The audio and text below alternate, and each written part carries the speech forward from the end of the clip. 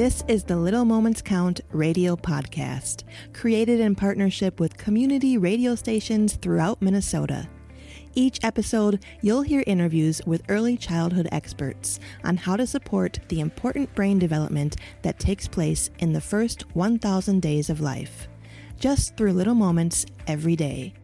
Learn more at littlemomentscount.org/podcast. Oh, this is Dallas Goldtooth, and you're listening to the Native Roots Radio.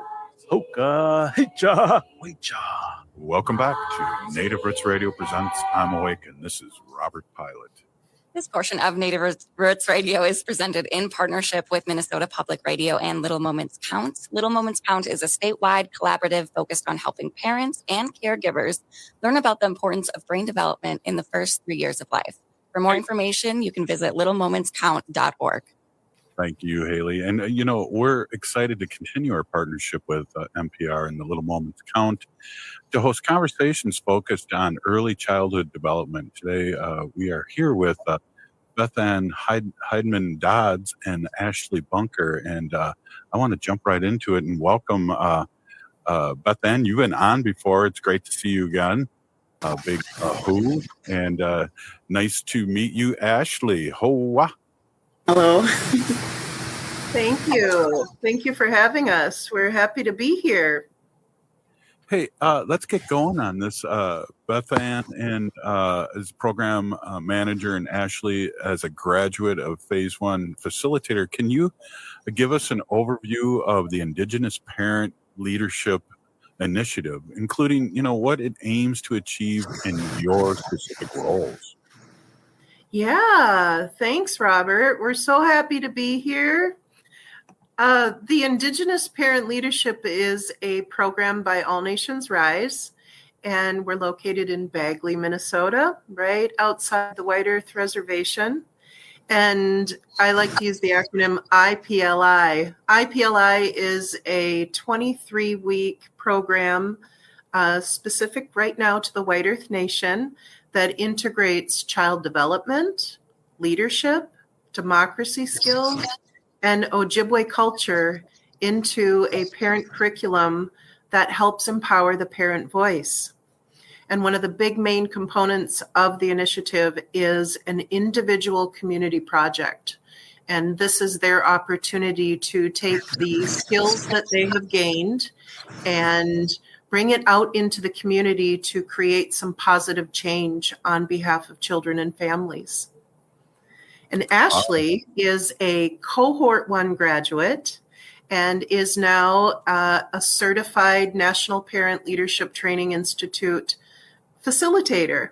And we're so proud of Ashley and her gaining those skills and coming back and giving back to her community through being a facilitator. Awesome. Ashley, I think we're having a little audio problems with you. Give us a check here. Hello, can you hear me? Are we? Yeah, sounds like the window's open, but we can hear you. There's a fan or something in the background. It might be my furnace. Okay, let's do it. So, welcome, Ashley. You sound pretty good. Let's do it. It's always good to have the young ones jump in, and I'm glad that you're doing what you're doing. Telling us a little bit about what, Ashley, you being a graduate, what that's all about. Yeah, I think it's going really well. We all are learning from each other. I feel the participants may feel this too. And if they decide that this is something that they want to do in the future, we are going to be looking for more facilitators to join us on this journey. And the one thing that I really like about this is that you don't have to be an expert in facilitating. It's a learning process as you go. I think the realization can make this experience more comfortable for the participants. It also provides hope and inspiration. And of course, our end goal is to excel in facilitating, but that's part of the learning process. And it's really unique that we just can come together and be able to learn from one another. And I'm learning a lot from the participants. They're really, they're outgoing, they're passionate, and you can see that within our participants. And it's just a really good feeling to see and be a part of. Wow, that is exciting. With the cohort progress, as you are currently at week 8 of the cohort number 3 in the White Earth Nation, what are some of the highlights or key topics the participants have covered so far? We've covered. Go ahead, Ash. Okay, so we've covered. We covered some of the what ACEs were and what that looked like, and kind of giving them a little overview of what that is, and what we are finding that some of our participants didn't know, but then there was others that did. So then they were able to exchange exchange thoughts and what that looked like for them. Mm-hmm. Yeah, the adverse childhood experiences, our scores are rather high in a tribal community, and we recognize that. And one thing that we also offer in addition to helping them learn about ACEs is we're also offering opportunities to integrate positive adult experiences and positive childhood experiences. And we do that not only through some curriculum, but we're also doing it on a cultural level. We talk about the generational trauma. We talk about the historical trauma. We talk about those elephants in the room, and we face them together as a whole, facilitators and participants. Because we're all coming from the White Earth community. Mm-hmm. Yeah, that's amazing. Can we talk a little bit about your certification journey, Ashley? Can you share your experience of becoming a facilitator and getting certified by the National Parent Leadership Institute? What was all involved in that? So we were able to travel to Connecticut, where it was a national training, and we were able to meet different communities that were doing the same thing, and they had just a wonderful, I think it was a 3-day training where we learned how to facilitate and implement that in our community. So that was a really good experience, and to bring it back to our community. Wow, that is so important, and you have to give it away to keep it, and we talk about that all the time, Beth Ann, don't we? Yeah, we do. I feel like the proud auntie often while I'm in class and wanting to celebrate them for turning around and wanting to help their community, give it back. Not only are they doing it through becoming facilitators, but our graduates, one of the main components is a community project. And community projects range from implementing a talking circle to going to Washington and sitting in and presenting at a congressional briefing. Ashley had that opportunity this past year to travel to Washington. And Ashley, maybe you want to share a little bit about that experience. Yeah, of course. So when I went to Washington, where I was called to participate on the congressional briefing, focused on breaking the link between child welfare and poverty and sharing my experiences in hopes for creating change. This was a very valuable experience for me, and hoping to create that change within our communities. And while we were there was a graduate, myself and another graduate. We were going down Washington Mall, and we decided to jump on scooters. And here I was riding down Washington Mall wearing my ribbon skirt. And in that moment, I felt really empowered because I was wearing my traditional clothing, and just knowing that I was going to a place that was essentially going to create positive change. And so it was just a really good experience overall. Well, Ashley, I can picture that. That's a beautiful sight. And I think of our relatives hundreds of years ago going to Washington and speaking their minds and giving out good medicine to those politicians in Washington. So, Ashley, that's beautiful. Thank you. Yeah, Beth, I just picture that. It's just unbelievably beautiful in my mind. We have a picture of that, so we'll send it over to you guys so you can see her on her scooter in her ribbon skirt. Yeah. Yeah, definitely. And so we are here talking, what's really cool, Beth Ann, is that a lot of what we're talking about, and it's great that your program's still going on, that is very familiar to me. I don't know how long ago you've been on, but it's great, and having somebody like Ashley here and doing the work that you guys have been talking about for a long time now, it seems. Yeah, the ripple effect. We're adding 9 more. At the end of cohort 3, there will be 30 graduates now. And you can imagine, Robert, the ripple effect that happens when there are 30 individuals that are giving it back to their community and wanting to help in their own way towards making the place a better experience for children and families. And yeah. Wow. That's beautiful. And I can't wait to ask you some more questions too here. We are with our guests today, Beth Ann Hedman-Dodds and Ashley Bunker, and we're talking a lot of cool things here, and I'm glad to be on. Haley, we're going to be right back here. Yes, we are. This is Native Roots Radio in partnership with Little Moments Count and Minnesota Public Radio. We'll be right back. Oh, welcome back to Native Roots Radio Presents I'm Awake, and this is Robert Pilot. This portion of Native Roots Radio is presented in partnership with Minnesota Public Radio and Little Moments Count. Nearly 80% of brain growth happens in the first 1,000 days, and small moments of interaction, like talking, playing, reading, and singing, help create the pathways that build a child's brain during this early stage of life. For more information, you can visit littlemomentscount.org.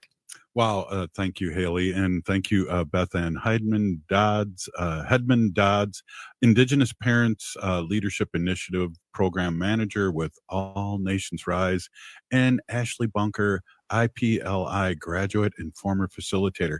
Hey, welcome back, you guys. And I wanted to talk about community projects. And one important aspect of IPLI is the individual community projects. Can you both explain how these projects work and share examples of what participants are creating and to make an impact in their communities? And I'll start with you, Beth Ann.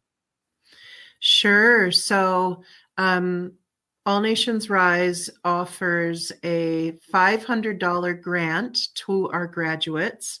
They have to apply for it, and they have to work through that whole process of applying for a grant.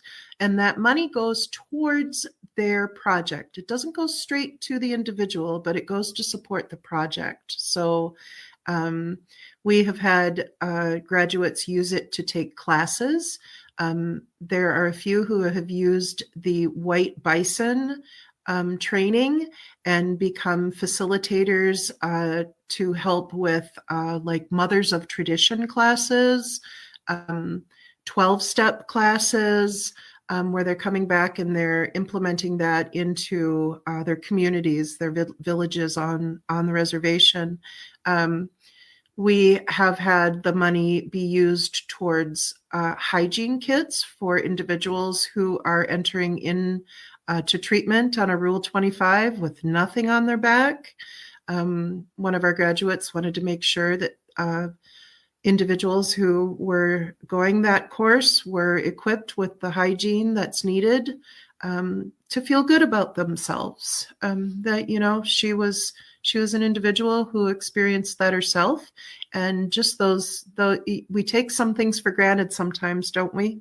And having a hairbrush or feminine hygiene products, a toothbrush, hairspray, some of those things make us feel good. And she wanted to make sure that she was doing that for them as well. Ashley, I'll let Ashley tell you about her community project and how she's doing on that in her community.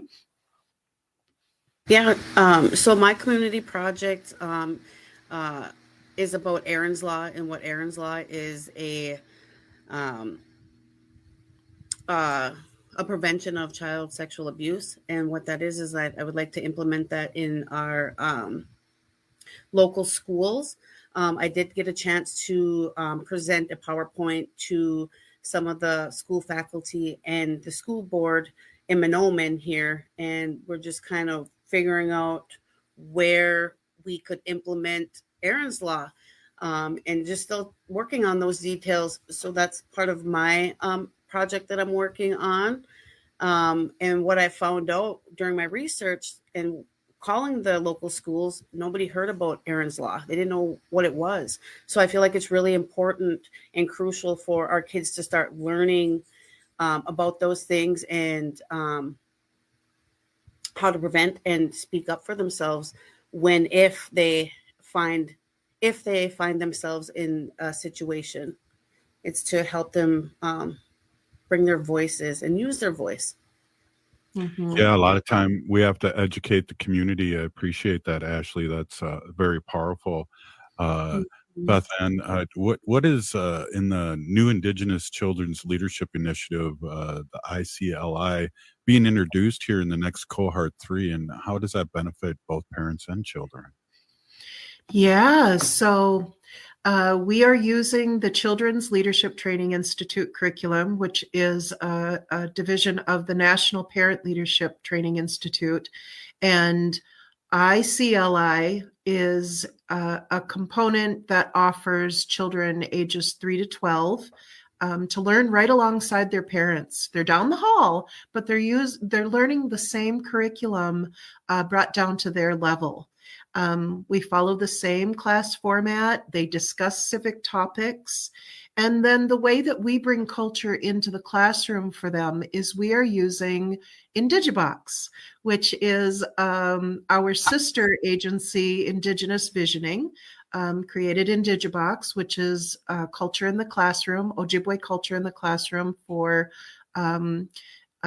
preschool, early education through grade 3. So it fits nicely with our group of kids. We have a small but mighty group. We have 5 children enrolled in the initiative, right alongside their parents. And they also do a community project, and they're doing a group community project. And I just got word their community project, they've made the decision as of last week, they will be creating personal packages, kind of like a hygiene kit, but they're going to work with the homeless shelter in Mahnomen. And they have some research to do. They're going to go there, talk with the individuals that work there, try to understand what is needed, and then they're going to do a drive and collect all of these items. One thing I did hear that was very specific that they wanted to offer was a blanket. So there will be a lot of other things that are, I'm assuming, added into. Oh, they also said it needed to be a duffel bag. So I'm sure there's a lot of things that will be added into the duffel bag. And I want to give Ashley the opportunity. Her son is enrolled in the Children's Initiative. Her husband is a participant. And so, Ashley, maybe you could give a little perspective on Atticus's experience in the initiative. Cool name. Yeah, sure. Atticus, he's a really good kid. He has a big heart. And, it started back when we were traveling. We went to Arizona last year, and he had seen some, homeless on the street. And he was asking questions. And so then we had to explain, explain to him that he was homeless and people have barriers and such. And, that prevent them from being homeless. And so he's always been a giving kid. He's always wanting to help people out. And so implementing the the hygiene kit or the personal kit for the homeless program is something that he really wants to do. I mean, he talks about it and he wants to he has a really heart for the people. And it's just really good to see that at such a young age, that he just wants to give back. And it's just really incredible to see his growth within the initiative. It gives him confidence, and not only him, but other kids that are there. They're building that foundation of friendship and confidence that we like to see in our children. So, yeah. Wow, that's powerful, and also a powerful name there. That's beautiful. Next week, IPLI session will focus on the topic power of the media with Dan Gunderson from Minneapolis Public Radio. Can you discuss what the session will cover and how important media literacy is for parents and children in your community? And Beth Ann, I'm wondering if you can lead it off there. Yeah, when we're talking about implementing a community project, and some of them are big, some of them are not so big, some of them are medium-sized, it's important to understand, how do I get the word out to my community? How do I let people know what I'm doing? And we turn to media to get that out. Social media, letters to the editor in the paper, submitting an article to the local newspaper. So Dan Gunderson has been a huge supporter of the initiative, and is out of the Fargo-Moorhead area, and loves to come into our classroom and help us learn about this. I'd like to offer that experience to you too, Robert. I do know that you do class, or you have your radio show here at about the same time that we're doing class, but we would love to talk about possibly having you join us at some point to talk about that. Just knowing that we also have an opportunity to come here on air with you and share the beauty of what's happening in our community. It is, we so appreciate you and your invite. Yeah, well, I appreciate that too, and we're going to make that happen somehow, hook or crook. I sounded old when I said that, Haley. Hook or crook. You never heard that, right? Yeah. You never heard that. Hey, we only got a couple more questions and a couple more minutes here. What Sure. are some effective ways IPLI empowers parents to take an action role in their children's education and community leadership? That's a handful of question there, Beth Ann. Right, that's a big one. Yeah. The skills that they're learning in the initiative can help them learn how to sit across from the table from people in positions of authority. And that can be as, being able to sit with their child's teacher and discuss the IEP, or sit at a parent-teacher conference and be able to advocate for their child and their child's needs.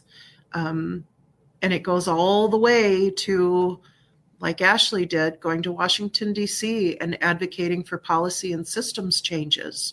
We do everything in between. It's important for the Indigenous parent voice, those lived experiences, to be at those tables where decisions about Indigenous children and families are made. And the Indigenous Parent Leadership Initiative is aiming to do just that. And the ripple effects are happening, and we couldn't be prouder of our participants and what they're implementing. That is exciting, and I'm so glad that this is going on. And finally, what advice would you give other Indigenous communities out there listening, interested in creating similar programs to support their family and their children?